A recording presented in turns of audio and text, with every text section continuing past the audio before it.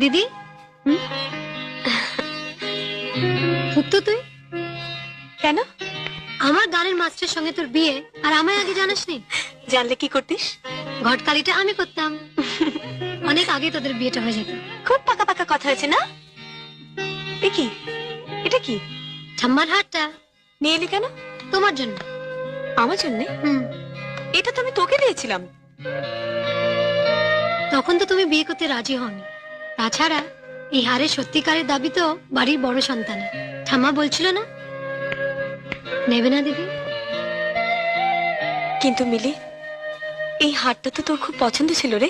আমার পছন্দ।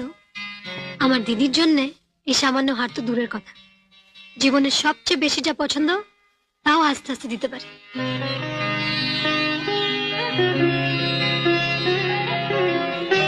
কি দারুণ